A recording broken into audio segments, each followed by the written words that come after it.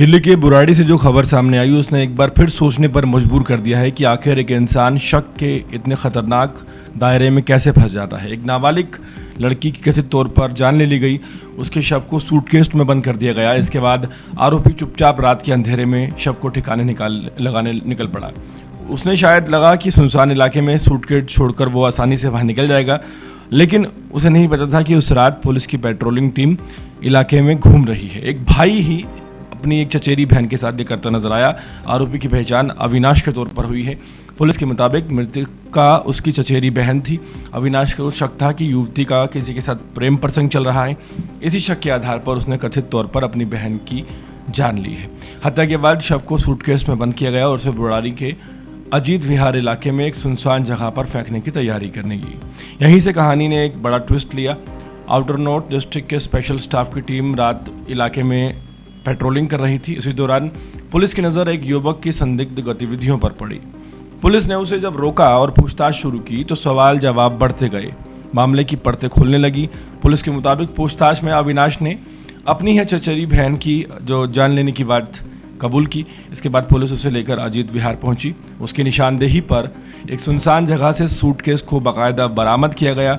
Suitcase खोला गया तो अंदर नाबालिग लड़की का शव मिला।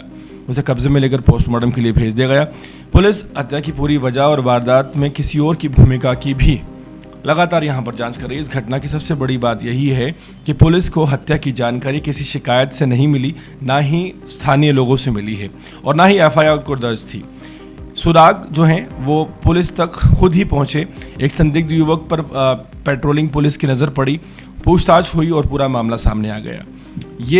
यही वजह है कि दिल्ली जैसे शहरों में एक्टिव पुलिस पेट्रोलिंग, हम हमेशा अपनी रिपोर्ट्स में कहते हैं, बहुत सारा ज़रूरी है। पेट्रोलिंग का मतलब सिर्फ पुलिस की गाड़ी का सड़क से गुजर जाना नहीं है।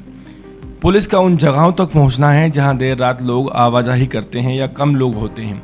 सुनसान गलियां, खाली प्लॉट, पार्कों के आसपास इलाके, डार्क स्पॉट, सड़कें जहां रात में कम लोग दिखाई देते हैं, यहाँ कोई नज़र आता है उससे पूछताछ होनी चाहिए।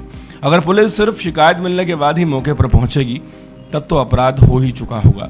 लेकिन अगर पुलिस लगातार इलाके में घूम रही हो, संदिग्ध लोगों और वाहनों पर नज़र रख रही हो, ज़रूरत पड़ने पर पूछताछ करे, तो कई अपराध शुरुआत में रोके जा सकते हैं और कई क्राइम स्टोरीज पर इन्वेस्टिगेशन के तौर पर पहले बड़ी कामयाबी मिल सकती है। बुराड़ी की यह घटना इसका सीधा उदाहरण है। आरोपी कथित तौर पर हत्या के बाद शव को ठिकाने लगाने निकला था। अगर उस समय पुलिस की नज़र उस पर ना पड़ती, शायद सूटकेस किसी सुनसान जगह पर पड़ा मिलता और पुलिस को इस हत्याकांड को सुलझाने में कई दिन लग सकते थे। दिल्ली में अपराध रोकने के लिए हाईटेक कैमरे और टेक्निकल जरूरी है, लेकिन सड़क पर मौजूद पुलिस कर्मियों की जो भूमिका है, जो एक्टिव पुलिस पेट्रोलिंग है, वो उतनी ही अहम है।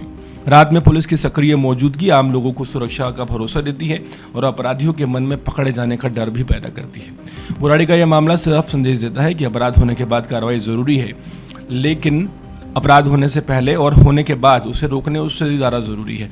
और इसके लिए दिल्ली की सड़कों पर एक्टिव पुलिस पेट्रोलिंग लगातार दिखनी ही चाहिए। बुराड़ी पुलिस का काम सराहनीय है, लेकिन ये जो घटना है शर्मसार करने वाली है।